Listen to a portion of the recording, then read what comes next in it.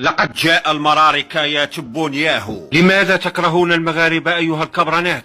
نعم نكرههم لأنهم قاموا بحجرة إلهنا بومديون. لا تنسى شرفي يا تبونياهو، المراركة أجلسوني على جرة كوكاكولا عندما أسروني في حرب الرمال.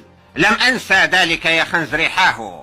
المغاربة أيضا طبعوا مع بني إسرائيل أبناء أبيك يعقوب وجعلوهم يعترفون بالصحراء المغربية. وما دخلكم أنتم بقضية الصحراء المغربية؟ ألا تعلم أننا ندافع عن حق الشعوب في تقرير المصير وأننا سنحرر فلسطين؟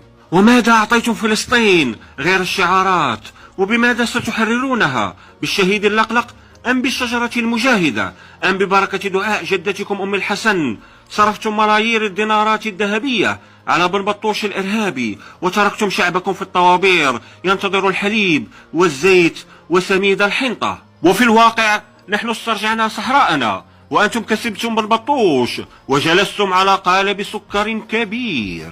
سوف نأخذ الصحراء المغربية بالقوة. ألا تعلم أننا قوة ضاربة؟ فلتكن الحرب إذن يا تبونياهو، وأعدك أن تأكل طريحة أقوى من طريحة حرب الرمال. اهجموا على الكراغلة. هيا اقصفوا المراركة بالأسلحة الروسية. يا ويلي، اهربوا يا كراغلة، لقد اقتحم المراركة الجزائر. ما العمل الآن يا تبونياهو؟ سوف نهرب يا بطوشياهو.